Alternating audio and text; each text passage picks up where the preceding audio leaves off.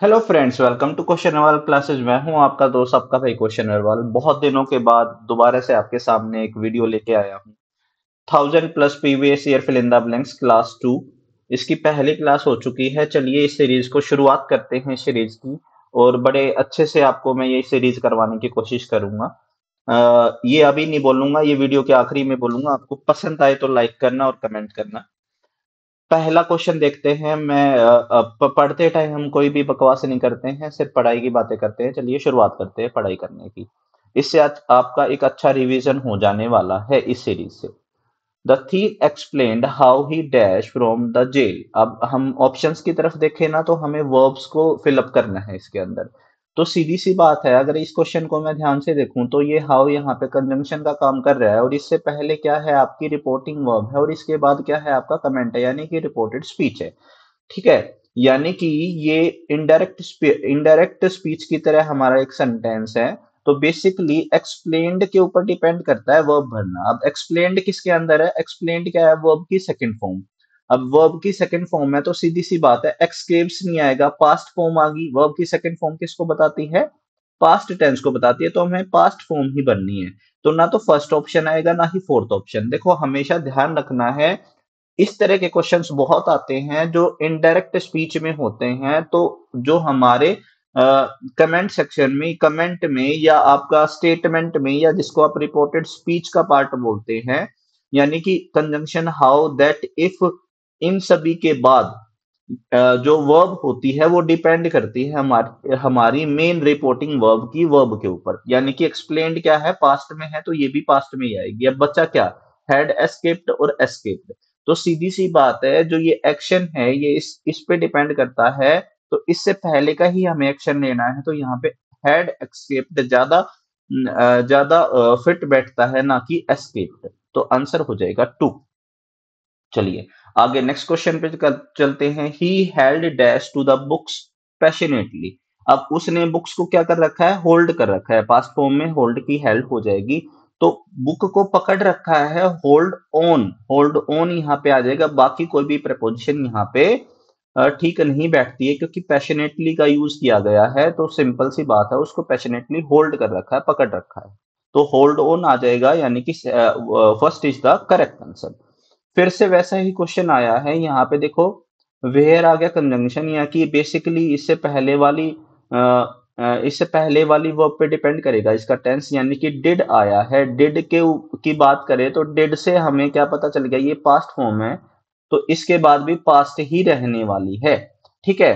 तो यहाँ पे हैज कम नहीं आएगा, हैव कम नहीं आएगा, और कम भी नहीं आएगा। तो आंसर क्या हो जाता है इसमें? फर्स्ट। ठीक है। तो कम क्या है? फर्स्ट फॉर्म है, ये प्रेजेंट को दिखाती है। क्योंकि सेंटेंस में पहले से ही पास्ट लगा हुआ है, तो यहाँ पे क्या ऑप्शन आ जाएगा? हेड कम आ जाएगा। ठीक है। क्वेश्चंस को साथ साथ करते रहेंगे। वीडियो को जैसे ही मैं एक्सप्लेन करता हूँ क्वेश्चन को, वहीं पे पॉज कर लेंगे और आप अपना क्वेश्चन खुद से अटेम्प्ट करेंगे। उसके बाद मेरे जो एक्सप्लेनेशन है उसको सीखने की कोशिश करेंगे। ठीक है। There is only one member who has not paid. अब कोई भी चीज है, कोई भी पूल है, या कोई भी कंपनी है, ऑर्गेनाइजेशन है, या किसी भी तरीके की चीज है, उसके मेंबर्स होते हैं। और उस एक बंदे ने क्या नहीं किया है? पे नहीं किया है। क्या पे नहीं किया है? वो नीचे ऑप्शंस में हमें बनना है। ही हैज प्रोमिस टू पे before the end of this month. इस मंथ के एंड तक उसको वो पे करना है। अब देखो रेमिटेंस क्या होता है? रेमिटेंस होता है, पेमेंट होता है। जो भी हम काम करते हैं किसी के बदले, जब हम कोई काम करते हैं उसकी पेमेंट हम देते हैं, उसको क्या बोलते हैं? रेमिटेंस बोलते हैं। ऑनोरेरियम क्या होता है? ऑनोरेरियम होता है जब हम किसी प्रोफेशनल सर्विस के लिए पेमेंट करते हैं। क्या करते हैं? किसी प्रोफेशनल सर्विस के लिए जब हम कोई पेमेंट करते हैं तो हम उसको ऑनोरेरियम बोलते हैं। ठीक है। सब्सक्रिप्शन क्या होता है? जब रेगुलर पेमेंट जब की जाती है, रेगुलर पेमेंट जब की जाती है, जिसको हम क्या बोल सकते हैं? Membership fees. जिसको हम क्या बोलते हैं? मेंबरशिप फीस बोलते हैं, उसको सब्सक्रिप्शन बोला जाता है। अब अलाउंस क्या किया जाता है? अलाउंस जो एक्सपेंस होते हैं, जो खर्चे होते हैं, उसके लिए रेगुलर पेमेंट जो की जाती है उसको हम क्या बोलते हैं, अलाउंस बोलते हैं। तो चारों का एक्सप्लेन मैंने आपको कर दिया है।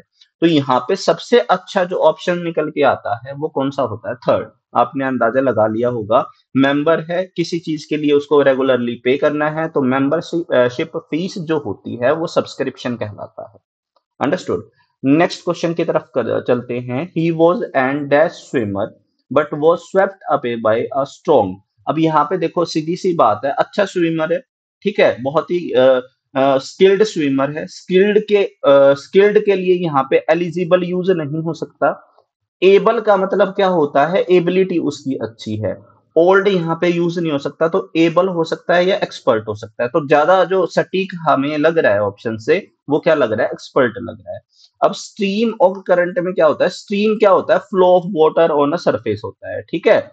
और करंट क्या होता है, करंट होता है बहाव, यानी कि स्ट्रॉन्ग जो स्ट्रीम होती है ना वो करंट बन जाती है। तो यहाँ पे जो करंट है वो ज्यादा अप्रोप्रिएट है हमारे ऑप्शंस के लिए। तो हमारा 25 का हो जाएगा फोर्थ। नेक्स्ट चलते हैं, ये एसएससी 2003 में आया हुआ क्वेश्चन है। The teacher gives many example, teacher ने बहुत सारे एग्जांपल्स दिए हैं to the idea contained in the poem. अब पोम के अंदर जो आइडिया है, यानी कि हमें उस आइडिया को क्या करना है, बेसिकली शो करना है, यानी कि शो के अर्थ में, शो के मीनिंग में जो हमारा ऑप्शन होगा वो हमारा करेक्ट आंसर होगा। अब यहाँ पे बहुत सारी फ्रेजल वर्ब्स दे रखी है। अब ब्रिंग अबाउट का मतलब क्या होता है, ब्रिंग अबाउट का मतलब होता है कोई भी चीज हम किसी चीज का रीजन बनते हैं, कॉज बनते हैं, यानी कि cause for something, cause for something, यानी कि जब किसी काम होने के लिए कोई रीजन हम देते हैं या कॉज हम देते हैं तो ब्रिंग अबाउट का यूज हम करते हैं। ब्रिंग इन का मतलब क्या होता है, किसी भी चीज को इंट्रोड्यूस करना, किसी भी चीज को इंट्रोड्यूस करना या किसी भी चीज को इन्वॉल्व करना। तब हम इस तरह की सेंस में इन्वॉल्व, ठीक है, इस तरह की सेंस में हम क्या करते हैं, ब्रिंग इन का यूज करते हैं। ब्रिंग फोर्थ का मतलब होता है to give birth. Bring forth का मतलब क्या होता है, गिव बर्थ, ठीक है, चाहे वो एनिमल्स के लिए यूज किया जाए या प्लांट्स के लिए यूज किया जाए। जैसे कि हम प्रोड्यूस भी वर्ड इसका ब्रिंग फोर्थ के एग्जैक्ट मीनिंग में यूज कर सकते हैं। और ब्रिंग आउट का मतलब होता है किसी भी चीज को पब्लिश करना या क्लियरली मेंशन करना। क्या करना, क्लियरली मेंशन करना, ठीक है। तो यहाँ पे to clearly mention the idea content in the poem, teacher gives many example. तो यहाँ पे ब्रिंग आउट जो है वो एग्जैक्ट आपका करेक्ट ऑप्शन हो जाता है, एग्जैक्ट मैच हो जाता है इसके फिल इन द ब्लैंक्स के लिए, ठीक है। अगर हम नेक्स्ट की बात करें तो यहाँ पे देखो, ये स्ट्रक्चर को देखना, यहाँ पे आर्टिकल दा लगा है, उसके बाद कौन सी डिग्री लगी है, हमारी कंपैरेटिव डिग्री ऑफ एडजेक्टिव लगी है। उसके बाद हमारा स्टेटमेंट लगी है, the more electricity you use. आपको याद रखना है, हमेशा क्या याद रखना है, अगर दो क्लोजेस दे रखे हैं और उस क्लोज की शुरुआत कंपैरेटिव डिग्री ऑफ एडजेक्टिव से की जाती है, किससे की जाती है, कंपैरेटिव डिग्री ऑफ एडजेक्टिव से की जाती है, उससे पहले हमेशा आर्टिकल दा लगेगा। और दोनों क्लोजेस की शुरुआत कंपैरेटिव डिग्री प्लस दा से ही शुरू होंगे, दोनों क्लोजेस। तो यहाँ पे द मोर इलेक्ट्रिसिटी, तो ऐसा ही स्ट्रक्चर बना होना चाहिए इसके बाद वाले क्लोज में। तो योर बिल आ गया, यानी कि ये गलत होगा। विल योर बिल, ये भी गलत होगा। विल बी हायर, ये भी गलत होगा। The higher your bill will be. तो यहां पे देखो, same article the comparative degree आपका जो स्ट्रक्चर है दोनों केसेस में सेम होने चाहिए। और ये एसएससी का, एचएसएससी का, डी ट्रिपल एस बी का फेवरेट क्वेश्चंस में से एक है, एडजेक्टिव का। बहुत बार पेपर में आता है, एरर में भी आता है, फिल इन द ब्लैंक्स में भी आता है, और आपका इम्प्रूवमेंट वाले जो क्वेश्चंस होते हैं उसमें भी आता है, ठीक है। नेक्स्ट क्वेश्चन की तरफ चलते हैं। यहाँ पे क्या बोलता है, the rich parents decide to send their two sons to Eton. जो पेरेंट्स हैं वो एटॉम भेजना चाहते हैं अपने दो पेरेंट्स को, the strong hold of the dash of the rich. अब यहाँ पे देखो, एंसेस्ट्री क्या होती है, एंसेस्ट्री यानी कि फैमिली डेसेंट को बोलते हैं, फैमिली डिसेंट को बोलते हैं। डिसेंट का मतलब आपको पता होगा, ये बेल यानी कि एक स्टेप बाय स्टेप जब हम हायरार्की बनाते हैं तो उसको डिसेंट बोलते हैं, फैमिली डिसेंट, उसके फादर, फिर उसके फादर, फिर उसके फादर, फिर उसके फादर, ऐसे डिसेंट हम बनाते हैं। यानी कि आपकी जो ब्लड लाइन हम बोल सकते हैं, ब्लड लाइन, ठीक है। हमारे फोर फादर्स हम बोल सकते हैं, फोर फादर्स, बहुत सारे एग्जांपल हम इसके दे सकते हैं, ठीक है। यानी कि हमारे फोर फादर्स के नेम एंसेस्ट्री कहलाती है, पेडिग्री भी वही कहलाती है। बेसिकली ये पेडिग्री जो वर्ड है वो ज्यादातर आपके एनिमल्स के लिए ज्यादातर यूज होता है, एंसेस्ट्री ह्यूमंस के लिए ज्यादा यूज होता है, ठीक है, जब भी हम इंग्लिश में इसको यूज करते हैं। क्योंकि पेडिग्री होती है रिकॉर्ड ऑफ डिसेंट, यानी कि उनकी जो ब्रीड है, उनके ऊपर वो प्योर ब्रीड है या नहीं है, इस तरीके से हम यूज करते हैं। प्रोगैनी क्या होता है? ये होता है चिल्ड्रन, किसी के बच्चे, किसी के बच्चे, ठीक है। तो बेसिकली अगर वो अपने बच्चों को भेजना चाहते हैं, यानी कि वहां भेजना चाहते हैं जहां पे सभी लोगों के, सभी अमीर लोगों के बच्चे पढ़ते हैं, तो यहाँ पे फोर्थ आपका आंसर बिल्कुल ठीक हो जाएगा, प्रोगैनी, ठीक है। She stood dash the crowd quite amazed. अब क्राउड है बेसिकली प्लेस के लिए यहाँ पे यूज हो रहा है, तो इन सभी ऑप्शंस में, इन, विद इन, अमंग और इनटू, इन सभी ऑप्शन में स्टूड इन, स्टैंड इन का मतलब होता है भीड़ में किसी प्लेस पे खड़े होना, किसी जगह पे खड़े होना। ये प्लेस से रिलेटेड प्रपोजिशन हमें भरनी थी, तो इन यहाँ पे करेक्ट आंसर होगा, ठीक है। नेक्स्ट क्वेश्चन की तरफ चलते हैं। The magnificent dash temple was constructed by the Chinese. अब यहाँ पे देखो, यहाँ पे बेसिकली आपको टेम्पल हमारा नाउन हो गया, नाउन से पहले आपको क्या भरना है? एडजेक्टिव भरना है। अब ये एडजेक्टिव की कौन सी टाइप है? ये कंपाउंड एडजेक्टिव है। ये क्या कहलाता है? कंपाउंड एडजेक्टिव, ठीक है। अब कंपाउंड एडजेक्टिव क्या होता है? जब बहुत सारे एडजेक्टिव वर्ड्स यूज करके, नाउन्स का यूज करके हमें कंपाउंड एडजेक्टिव बनाते हैं। जैसे कि एक सिंपल सा क्वेश्चन देता हूं मैं आपको, 5 stars hotel, 5 stars hotel, hotel, ठीक है, 5 स्टार्स होटल। अब ये होटल का एडजेक्टिव 5 स्टार्स है, ठीक है। अब ये होटल क्या है? नाउन है, और ये किसकी तरह काम कर रहा है? एडजेक्टिव की तरह काम कर रहा है। लेकिन स्टार्स तो क्या है? नाउन है, और 5 क्या है? न्यूमरल एडजेक्टिव है, ठीक है, बिल्कुल ठीक है। लेकिन स्टार्स को भी एज एन एडजेक्टिव ही लेना है, क्योंकि ये बेसिकली कंप्लीमेंट है 5 का, ठीक है। ऐसा मैं क्यों बोल रहा हूं? क्योंकि होटल को 5 स्टार्स बताना है कि कितने कितने स्टार्ड होटल है ये हमारा, ठीक है। तो इस तरह के जब हम सिचुएशंस आते हैं और हमें किसी एक सिंगुलर नाउन से पहले एडजेक्टिव फॉर्म में किसी नाउन को यूज करना होता है और उसके साथ न्यूमरल एडजेक्टिव लगा है, तो हम किसका यूज करते हैं? हाइफन। अब ये हाइफन क्या है? इस पंचुएशन को हाइफन बोलते हैं, ये जो मैंने ब्रैकेट के अंदर डाला है। तो ये 5 स्टार्स होटल लिखना ऐसे गलत होगा, तो इसको लिखने के लिए हम हाइफन का यूज करते हैं। हम क्या बोलते हैं? 5 स्टार होटल। क्या लिखते हैं? 5 स्टार होटल। इसी तरीके का ये क्वेश्चन है। यहाँ पे जब भी हम हाइफन लगा देंगे, तो जो हमारा प्लरल नाउन होता है, चाहे उससे पहले कोई भी प्लरल न्यूमरल एडजेक्टिव लगा है, ठीक है, यानी कि ऐसा न्यूमरल एडजेक्टिव, न्यूमरल एडजेक्टिव मतलब क्या कह रहा हूं मैं? 1 2 3 4 5 6 7 8, ये न्यूमरल एडजेक्टिव्स होते हैं। इसके बाद हमेशा जो नाउन आता है वो प्लुरल आता है, यानी कि आप ऐसा नहीं लिख सकते टू टू मैंगो, ठीक है, टू मैंगो नहीं लिख सकते, यहाँ पे मैंगो लिखना गलत है, मैंगोज आएगा, ठीक है। क्या आएगा? मैंगोज आएगा। ये बात सबको पता है। इस टू को न्यूमरल एडजेक्टिव बोलते हैं, ऐसा एडजेक्टिव जो नंबर बताता है, ठीक है। तो ये जो नाउन आएगा ना, ये हमेशा प्लूरल होता है, ये बच्चों वाली बात है, सबको पता है, ठीक है। एक से ज्यादा हम संख्या लगाएंगे तो उसके बाद वाला नाउन हमेशा प्लूरल होगा। लेकिन जब हम इसको कंपाउंड एडजेक्टिव के रूप में यूज करते हैं, तो टू मैंगोज के बीच में हम हाइफन लगा देते हैं और मैंगोज को सिंगुलर कर देते हैं, तो यहाँ पे fourth is the correct answer, ठीक है। There were 2 small rooms in the beach house dash served as a kitchen. तो यहाँ पे 2 हाउसेस है, 2 स्मॉल रूम्स है, उनमें से एक का चुनाव करना है। तो यहाँ पे सीधी सी बात है, स्मॉलेस्ट तो आएगा नहीं, स्मॉलर आएगा।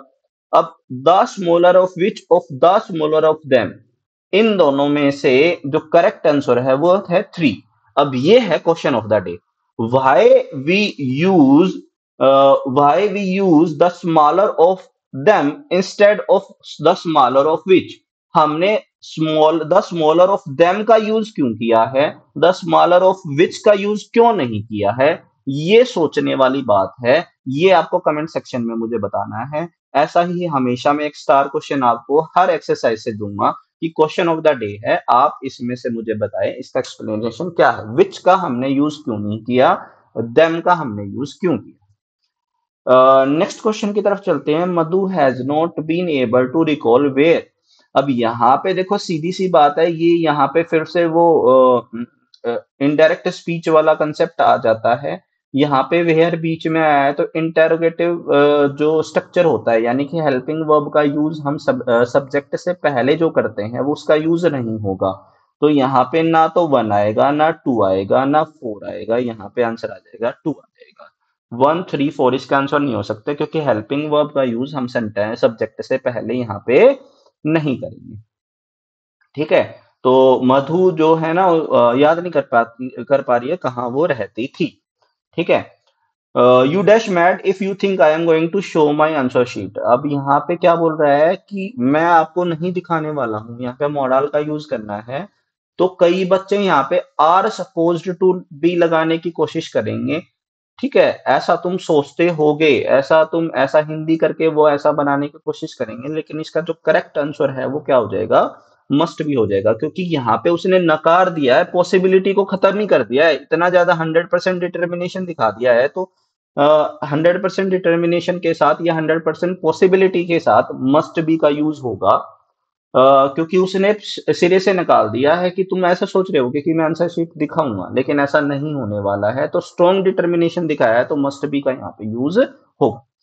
नेक्स्ट क्वेश्चन की तरफ चलते हैं। If I hadn't come along at the moment, hadn't आया है तो पास्ट मोडाल का यूज होगा। जो पास्ट में यूज होते हैं तो मे का यूज नहीं होगा और कैन का यूज नहीं होगा, दो तो खत्म हो गए।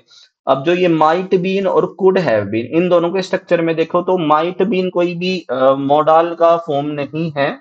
यहाँ पे could have been correct answer हो जाएगा, क्योंकि कुड के बाद हैव का यूज करके हम थर्ड फॉर्म का यूज कर सकते हैं। ठीक है, तो ये तो कोई स्ट्रक्चर ही नहीं है, इस तरीके से मॉडल बन नहीं सकते हैं। या तो क्या हो सकता है, जैसे जैसे कैन का एग्जांपल लेते हैं, कैन से हम कैन बी बना सकते हैं।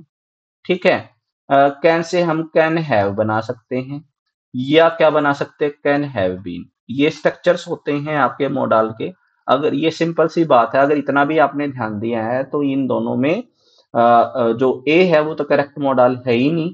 और हैडेंट लगा है तो पास्ट लगेगा, पास्ट लगेगा तो वुड शुड कुड का यूज होगा, माइट का यूज होगा, बाकियों का यूज नहीं।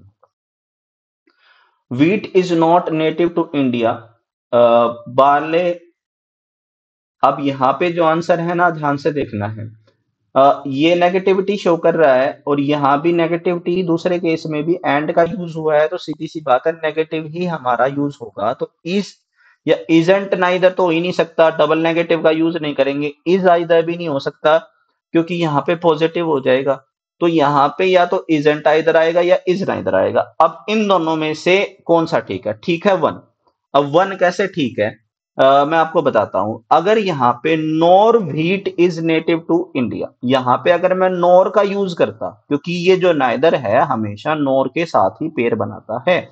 अगर बोलता मैं nor wheat is native to India, इस नॉट का यूज करके नॉर का मैं यूज कर लेता, तो यहाँ पे बार्ले इज नाइदर आ जाता। लेकिन यहाँ पे सिंपल स्ट्रक्चर का यूज हुआ है, तो दोनों अदर, अगर हमें दो में से एक को चूज करना है या अदर साइड को बताना है, तो हम किसका यूज करते हैं, आइदर का यूज करते हैं। तो first is the correct. Simple सा क्वेश्चन था। It will rain, it will rain. ठीक है, इट विल आ गया। विल नोट को हम जब जोड़ते हैं तो विल नोट को जोड़ने के बाद जो हमारी हेल्पिंग वर्ब कॉन्ट्रैक्टेड फॉर्म बनती है वो बनती है वॉन्ट। वॉन्ट बनती है, तो यहाँ पे first is the correct answer, बाकी हो ही नहीं सकते। क्योंकि विल है तो मेरे भाई क्वेश्चन टैग में हेल्पिंग वर्ब कभी चेंज नहीं होती, हेल्पिंग वर्ब सेम रहती है। सिर्फ विल नोट को जब जोड़ते हैं वॉन्ट बनता है। अच्छा, जब हम शेल नोट को जोड़ेंगे तो शेल और नोट को जब हम जोड़ते हैं तो बनता है शेंट। ठीक है, ये अलग है, बाकी तो सेम सिंपल सी होती हैं। अच्छा, अगर हम एम नोट को जोड़ेंगे तो देखो, ये जो अलग है वो मैं बता देता हूं। एम नोट को जब जोड़ेंगे तो ये बन जाएगा आरंट।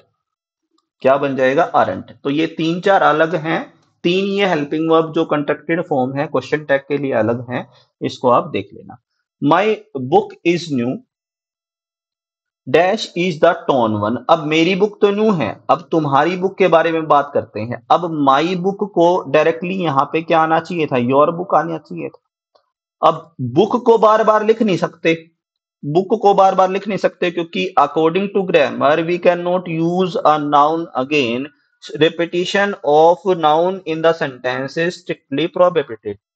जो नाउन की जो रेपिटेशन है उसको हम बार बार नहीं करेंगे, उसकी जगह हम क्या करेंगे? प्रोनाउन का यूज करेंगे। तो सिर्फ बुक को हटा नहीं सकता, क्योंकि बुक के लिए एडजेक्टिव क्या लगा है? योर बुक लगा है। तो योर बुक पूरे को हटाना पड़ेगा, और पूरे को हटा के मैं क्या लिख दूंगा इसकी जगह? सिर्फ किसका यूज कर दूंगा? योर्स का। तो third is the correct answer. ठीक है, योर्स का यूज कर दूंगा। योर्स क्या है? पोसेसिव प्रोनाउन है। ठीक है। दे दे needn't worry.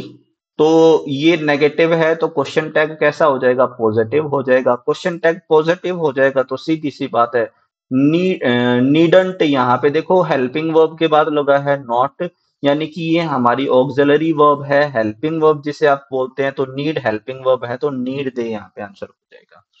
He is indifferent. Indifferent आ जाए तो सिर्फ preposition टू का यूज होता है। He is indifferent to praise and blame. उसको किसी से फर्क नहीं पड़ता, ना प्रेज से ना ब्लेम से। The king George fifth accession. Accession के बाद हमेशा क्या हो जाएगा? टू हो जाएगा। एक्सेशन हमेशा टू preposition अपने साथ लेता है। We are all very indignant. Indignant जो होता है वो इसका मतलब होता है एंग्री। एंग्री, और इसके साथ preposition का यूज होता है एट। ठीक है, चलिए आज के लिए इतना ही। Have a nice day and take care. अगर आपको जो सॉल्यूशन है उसमें दम लगा है, आपको पसंद आया है, तो मेरे भाई लाइक पक्का कर देना, एक कमेंट कर दो प्रेजेंट सर, क्योंकि आपको ये डेली वीडियो एक मिलने वाली है। शेयर कर दो मेरे भाई अपने ग्रुप्स में, जो बच्चे इसका फायदा उठाना चाहते हैं। और सब्सक्राइब भी कर सकते हैं अगर आप दोबारा से इस चैनल पे आना चाहते हैं, अगर आपने सब्सक्राइब नहीं किया है। ऐसा बोलने को बुला दिया गया है कि आप हर वीडियो में नहीं बोलते हो, तो बोलना है आज से। ठीक है भाई, बोलेंगे। दूसरा, टेलीग्राम चैनल से जुड़ सकते हो, और भाई ये वीडियो की जो पीडीएफ होती है वही मिलती हैं आपको। व्हाट्सएप ग्रुप से जुड़ सकते हो। अगर मुझसे मैसेज में बात करना चाहते हो तो मेरा नंबर है न्यू ऑफिशियल नंबर 981253703773। इस नंबर पे आप कांटेक्ट कर सकते हो, कोई भी आपको प्रॉब्लम आती है, और जल्द ही आपको नए वीडियो क्लासेस, इस तरह के कंसेप्ट आप सीखना चाहते हैं तो नया कोर्स लॉन्च करने वाला हूं कंप्लीट ग्रामर का। ठीक है, चाहे वो किसी भी एग्जाम के लिए हो, उससे भी आप जुड़ सकते हैं। आज के लिए इतना ही। Have a nice day and take care, bye.